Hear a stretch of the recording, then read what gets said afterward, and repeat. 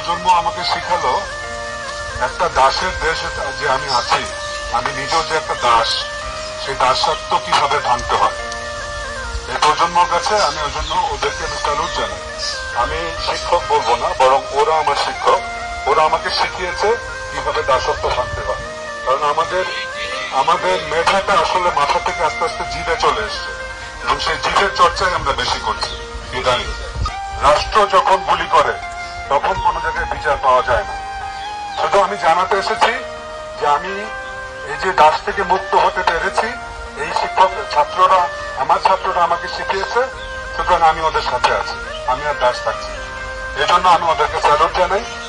এই ইউনিভার্সিটি যেমন রুদ্রদের, মুগ্ধদের, আবু সাইদদের তৈরি করে, এই ইউনিভার্সিটি কিন্তু আপনার প্রশাসনে আজকে যারা বসে আছে তাদেরও তৈরি করে।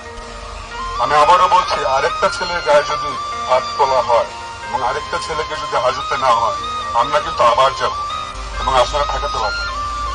আমাদেরকে তাহলে গ্রেফতার করতে হবে।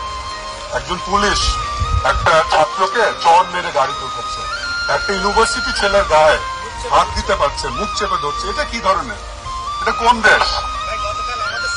আপনারা আমাদেরকে মুক্তিযুদ্ধের ইতিহাসের কথা শিখান। আমি তো দেখতে পাচ্ছি মুক্তিযুদ্ধের ইতিহাস কি ছিল। থ্যাংক ইউ, অনেক ধন্যবাদ। 71 সালে আমার জন্ম মাত্র, আমি বুঝে পাইনি, আর এখন আমি দেখতে পাচ্ছি আসলে 71 সাল কি ছিল। অনেক ধন্যবাদ।